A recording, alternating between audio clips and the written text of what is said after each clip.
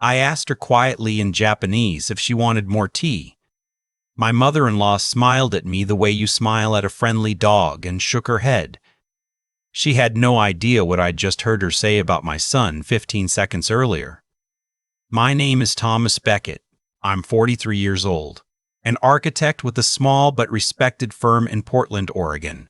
And until that Saturday night in November, I genuinely believed I had built a good life. A house I designed myself in the West Hills.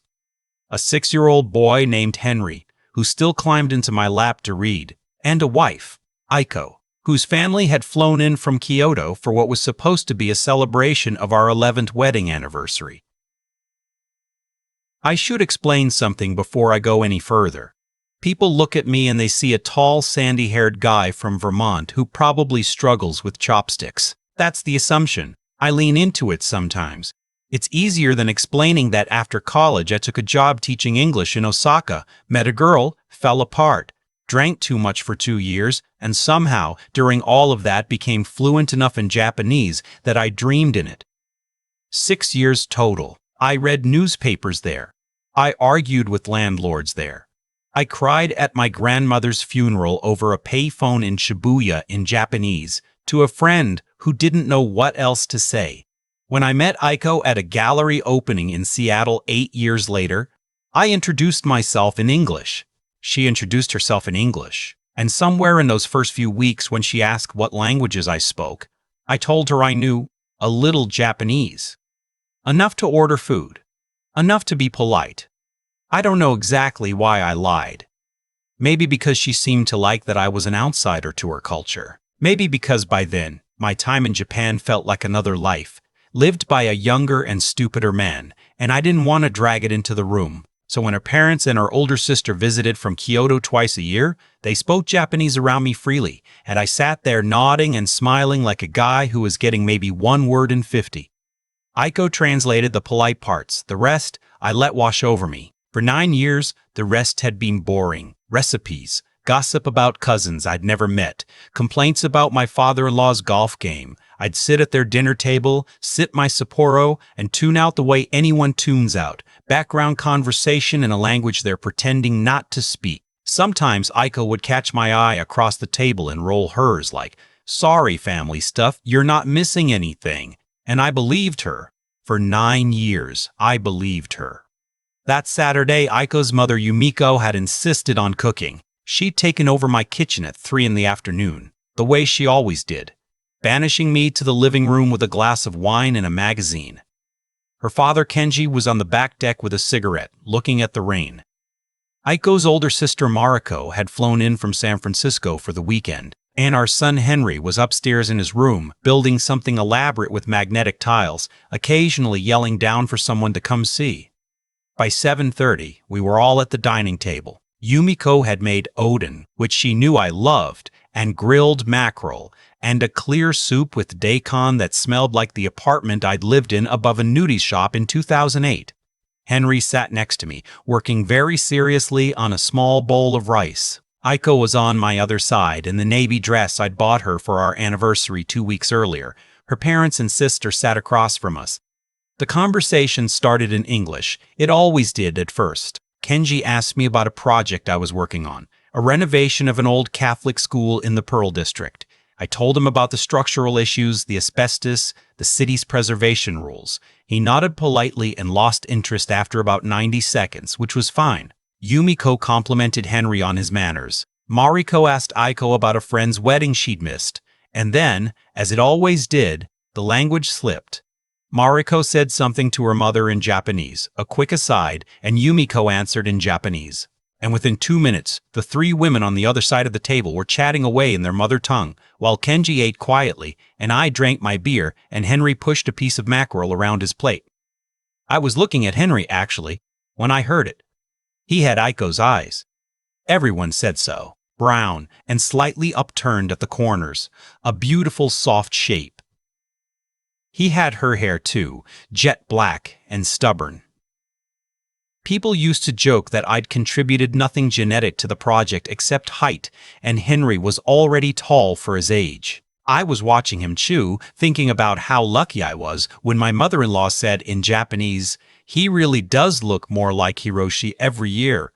It's getting embarrassing." I didn't move. I didn't blink. I have spent enough time in poker rooms in my 20s to know what my face does when I'm surprised, and I willed it to do nothing. I lifted my beer. I took a sip. Mariko, my sister-in-law, laughed under her breath. "Has Aiko said anything about telling him?" "Tell him?" Yumiko said, "Why would she tell him? He pays for everything. The house, Henry's school, the trips. He's happy. Why ruin a good arrangement?" Aiko, my wife, said, "Mother, please, not at the table." "What he can't understand," Yumiko said almost cheerfully. "Smile at him, dear." "Smile at him, dear. He looks lonely." Aiko turned to me and smiled. A warm, easy smile, the smile I had fallen in love with at a gallery in Seattle in 2017. She reached over and squeezed my hand. "More wine, sweetheart," she said in English. "Sure," I said. My voice sounded normal. I was honestly impressed. "Thank you." She poured. I watched the wine go into the glass. I watched her wrist. I watched the silver bracelet I'd given her for her 35th birthday catch. The candlelight. And I listened, in my second language, as my wife of 11 years switched back to Japanese and told her mother, "It's fine, we're doing it next year after the trust matures. Hiroshi understands. He's been patient." "He better be patient," Kenji said, surprising me. I thought he wasn't listening. 3 more visits this year. Henry needs to start remembering him. "He calls him uncle," Aiko said. "He's 6. He doesn't ask questions yet." I cut a piece of mackerel. I put it in my mouth. I chewed. Henry. My boy. I had been there when he was born. I cut the cord. I'd carried him out of the hospital in a car seat that I had spent 2 hours installing the night before because I was terrified of doing it wrong. I had walked him through colicky nights. I had taught him to ride a bike on the sidewalk outside our house. I had read him the same dinosaur book 400 times. Hiroshi. I had met Hiroshi. He was a friend of Aiko's from her undergraduate program at the University of Washington. He lived in Vancouver, BC. He worked in finance. He came down for dinner 2 or 3 times a year, usually when I was out of town for conferences, but I'd met him at a barbecue at our place the summer Henry turned 3. Tall. Quiet. Japanese-Canadian. He'd brought a very expensive bottle of sake and had played catch with Henry in the backyard for an hour. Henry had loved him. I remembered, with a slowness that felt physical, how Aiko had insisted I take that trip to Boston when Henry was conceived. She'd been so encouraging, so proud of me. "Go," she'd said, kissing me at the airport. "Don't worry about anything. I'll be here when you get back." What did Henry say his teacher told him? Mariko was asking now. About the family tree project? "Oh God, that." Aiko sighed in Japanese. "He has to draw his grandparents. He wanted to know why he doesn't have any from Tom's side. I told him they died before he was born." "Tom's parents are alive," Yumiko said sharply. "They live in Vermont and they hate me. Tom hasn't talked to them in 5 years. Henry's never met them. He doesn't need to know." "That's cold, Aiko," her mother said, but she was laughing. "That's cold even for you. It's practical. The fewer Becketts in the picture, the cleaner things will be later." I set down my fork. My hand was steady. Inside, somewhere behind my sternum, something was happening that I couldn't quite name yet. It wasn't rage. It wasn't even sadness. It was something quieter and far more dangerous. The feeling of a door closing very gently in a part of myself I had been keeping open for a long time. I looked up at my wife and I smiled. "Honey," I said in English, "this mackerel is amazing. Did your mom catch it herself?" The table laughed. Yumiko, when Aiko translated, laughed too. She reached across and patted my hand with her small dry fingers. "Tom, sweet, sweet Tom," she said in Japanese, smiling at me. "You're like a Labrador. So loyal. So simple." "Mother," Aiko said in Japanese. "What? He's a good man. I like him. I'll be sad when it's done." Henry, beside me. "What?" "He's a good man. I like him. I'll be sad when it's done." Henry, beside me, looked up. "Daddy, why are they laughing?" "Because your grandma made a joke about me, buddy," I said. "It was probably a good one." He grinned. He had a gap where his front tooth used to be. He had lost it on a Tuesday 3 weeks before, and I had given him $5 from the tooth fairy, and he had hugged me so hard around the neck that I'd felt his small heart beating against my collarbone. I touched the back of his head now, gently, and went back to my mackerel. For the next 45 minutes, I learned more about my marriage than I had learned in the entire 11 years preceding. I learned that Hiroshi had not been a one-time mistake during my Boston trip. I learned he had been visiting our house regularly, sometimes for weekends when I was away. Aiko's mother knew. Her sister knew. Her father, apparently, had been the one to introduce Aiko and Hiroshi when they were 19, and had always thought they should have married. I learned that the plan, as they called it openly across my dinner table, was for Aiko to file for divorce after a trust her grandmother had left her finished its 11-year vesting period, which would happen the following spring. She would walk away with the trust, with half the house, with primary custody of Henry, and with the $700,000 college fund I had been contributing to since Henry was born. Hiroshi would move down from Vancouver. He had already begun the immigration paperwork. I learned, listening to my mother-in-law speak with her mouth full, that they had been laughing about me for years, not cruelly exactly, more fondly, the way you might laugh about a slow but cheerful pet. Tom, who worked late so they could renovate the kitchen. Tom, who didn't notice when Aiko came back from yoga retreats in Whistler with her phone face down for a week. Tom, who had paid for Mariko's MBA at Stanford as a wedding gift to his wife's family, an act of generosity that the women across the table now described in Japanese as the dumbest thing a man has ever done with his money. I drank my wine. I ate my soup. I asked Aiko in English if there was any more of the daikon. She got up and refilled my bowl. She kissed the top of my head as she passed behind my chair. Her parents watched, smiling. They had, I think, started to find it funny how unaware I was. Around the time the dishes were being cleared, Yumiko said something I have replayed in my head every single day since. "I almost feel bad," she said in Japanese, stacking plates. "He loves the boy so much. Look at him. He'll be devastated." "He'll get over it," Aiko said. "Tom is resilient. He bounces back. Will you let him see the boy after?" Aiko paused. I was carrying my own plate to the kitchen, walking past her, and I heard her say, in a tone I had never heard her use before, light and casual and utterly unconcerned, "Probably not. Hiroshi doesn't want him around, and honestly, it'll be cleaner. Henry will adjust." I set the plate on the counter. I turned on the faucet. I rinsed it slowly under the warm water. I could see my own reflection in the dark window above the sink. I looked, in that reflection, exactly like myself. A man at his kitchen sink on a Saturday night doing his dishes after his wife's family had come to visit. I dried my hands and walked back into the dining room. "Henry," I said. "Hey buddy, go upstairs and brush your teeth. I'll come up in a few minutes to read." "Aw, Dad, can I have ice cream?" "Tomorrow." "Promise." "Teeth, jammies, book." He slid off his chair, hugged my leg on the way past, and ran for the stairs. I watched him go. Then I sat down again, picked up my wine glass, and looked across the table at my mother-in-law. I had been turning a sentence over in my head for the last 10 minutes. I wanted it to be perfect.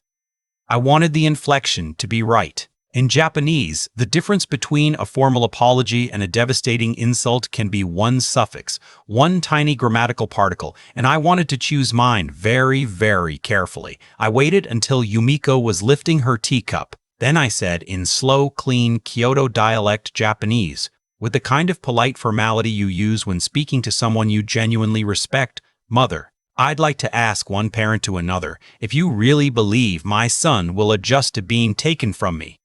Yumiko's teacup stopped halfway to her mouth. She didn't drop it. She was too composed for that. But she froze. So did Mariko beside her. Aiko, across from me, made a small sound, like the air had been pressed out of her chest by an invisible hand. I kept going. "I'm asking because I want to understand. In your experience, do children of 6 recover quickly when their father disappears, or does it take a few years? You're a grandmother. You'd know better than I would." Yumiko set the teacup down on the saucer with the most delicate small click I have ever heard. "Kenji," my father-in-law said one word in Japanese. I won't write it here. It was the word a man uses when he has just realized he has been standing on a cliff edge in the fog and the fog has cleared. Aiko's face did something I cannot fully describe.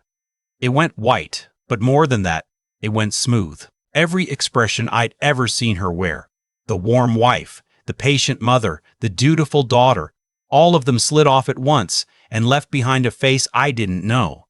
A face that was, I realized later, the face she'd been hiding from me for 11 years. "Tom," she said. In English. "Tom, what?" "Sweetheart," I said gently in English.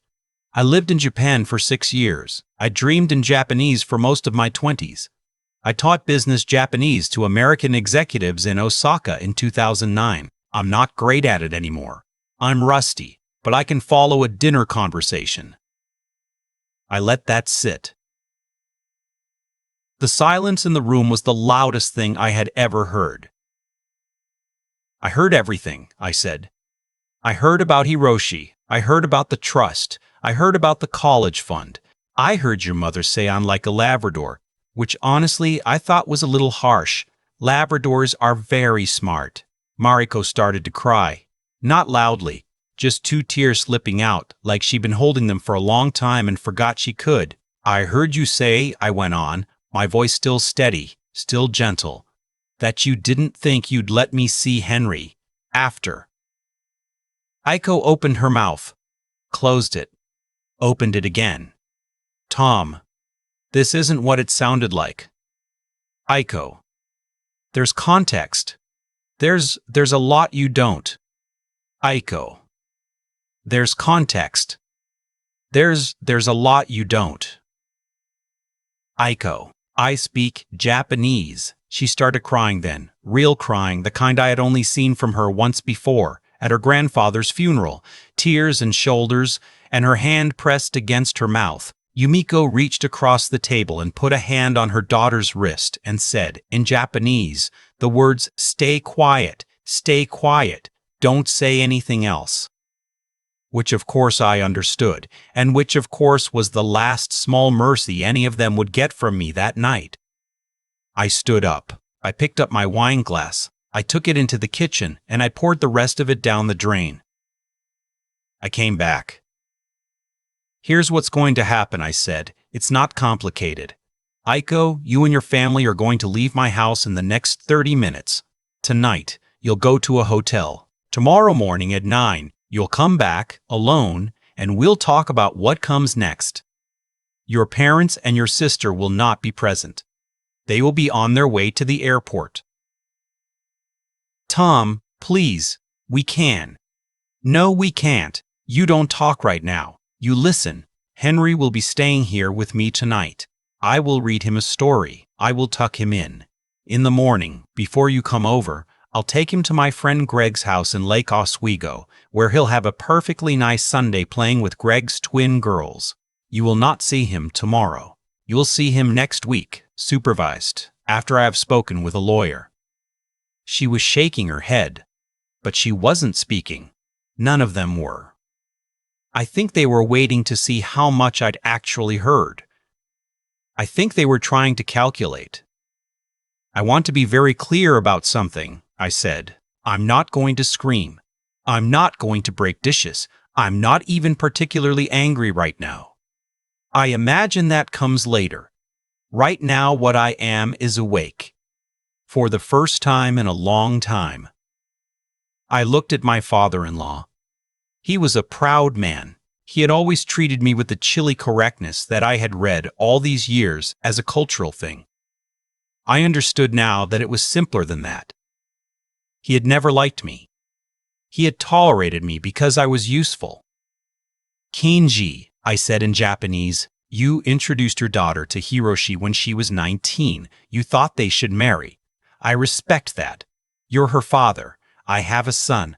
I understand wanting to choose someone for your child. But what you did, what all of you did, sitting at this table tonight, talking about taking a 6-year-old boy from the man who has raised him as if you were planning a vacation, that is not something I will forget or forgive.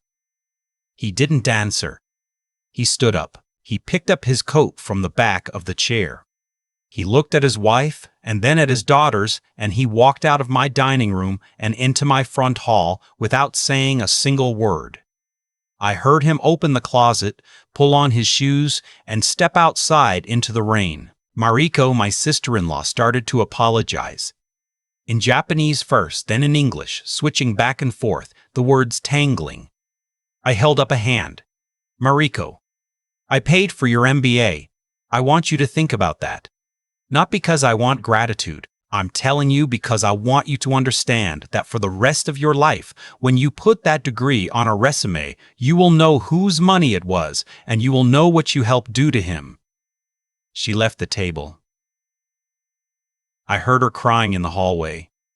Yumiko stayed. My mother-in-law, who had called me a Labrador, sat there in my dining room in her nice navy blouse with her hands folded, and she looked at me with what might have been respect for the first time in 11 years.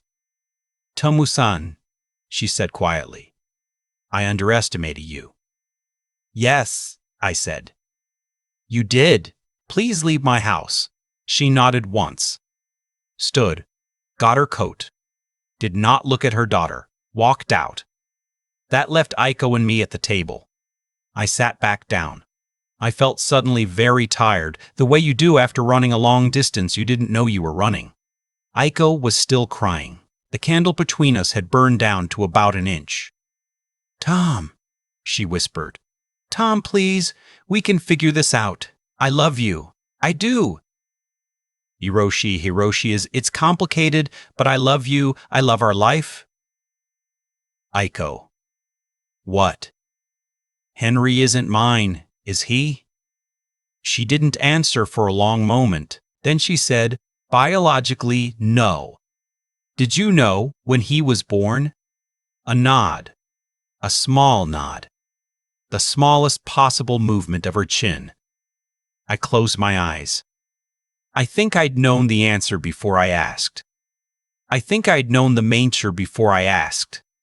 I think I'd known it the moment I heard her mother say his name, but hearing her confirm it out loud was different. It was like a building coming down in slow motion inside me.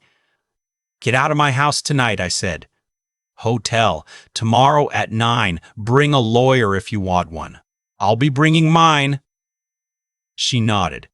She got up. She walked to the front hall on legs that didn't seem to be working quite right.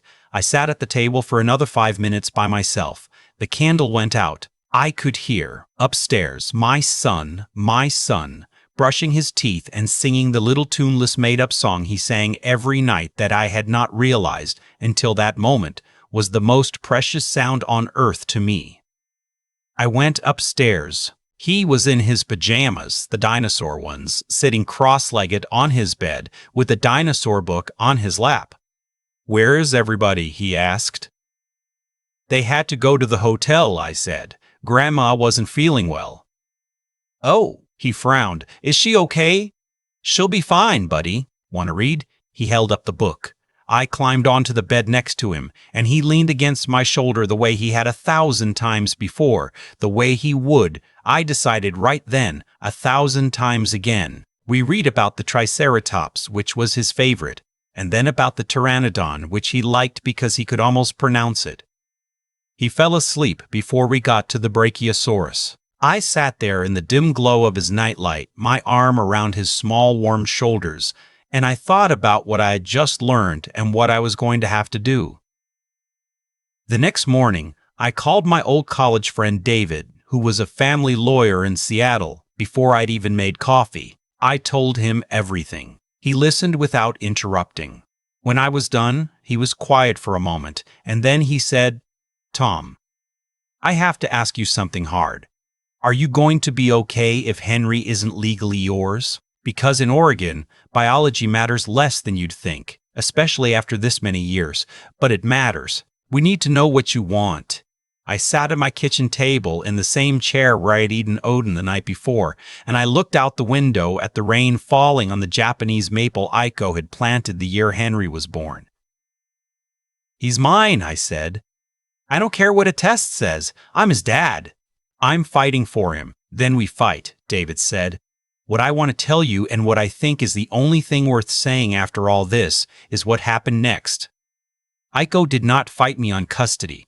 Her lawyer, after one long week of trying to bluff, advised her that contesting paternity in court would expose every text message and every email between her and Hiroshi going back 6 years, would put her mother on a witness stand under oath, would force her sister to testify about hotel rooms in Whistler, and would, in the end, almost certainly land Henry in my full custody anyway because Oregon courts, it turns out, take a very dim view of a mother who has spent half a decade planning to remove a child from his father for financial reasons. She agreed to 50-50 custody. She agreed to keep Hiroshi out of Henry's life until Henry is old enough to ask his own questions. She agreed to pay back the college fund. She did not agree easily. None of it was easy.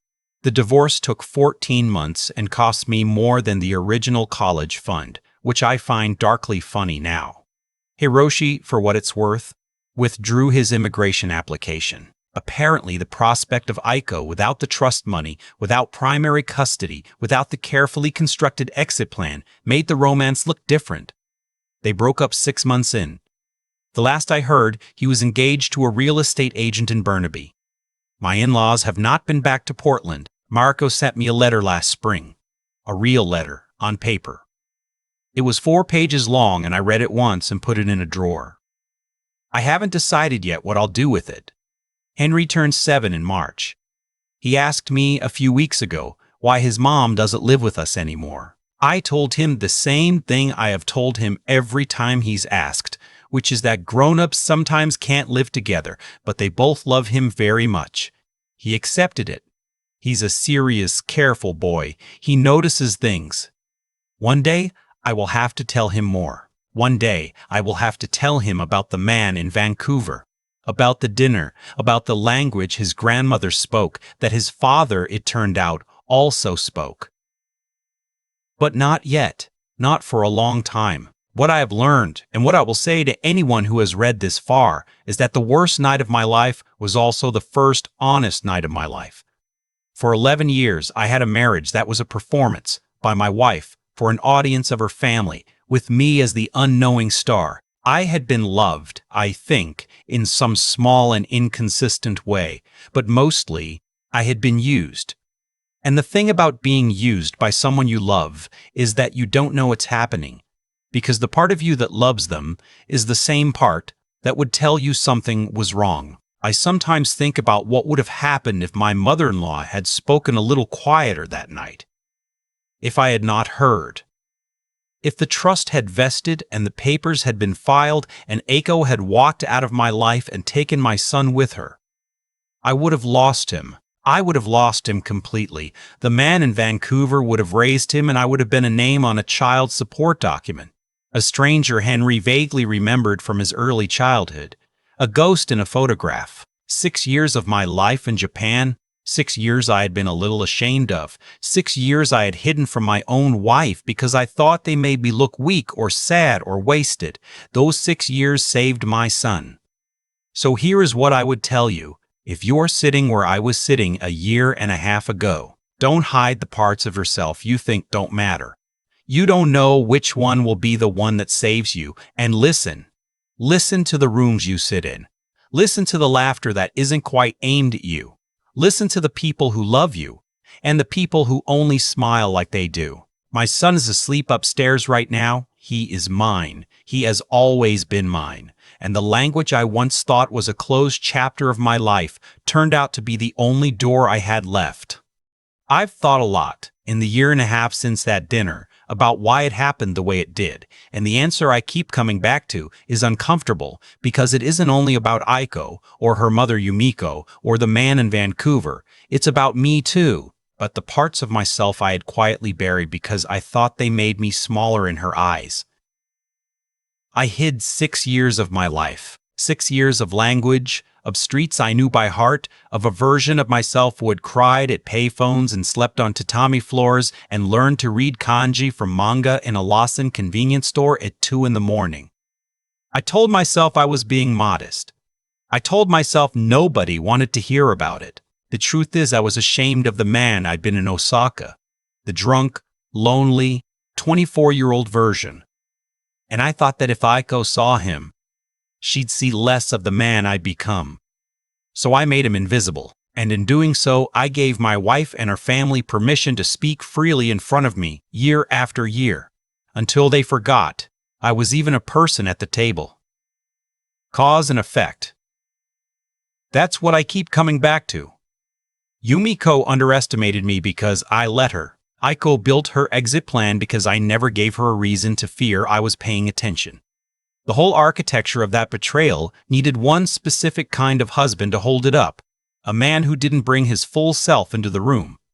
I was that man for 11 years, and I almost lost my son for it. What I tell Henry now, and what I'll keep telling him as he grows, is that being a decent person isn't enough. Decency without sharpness becomes a kind of permission slip for everyone around you. You have to be kind, yes, and patient.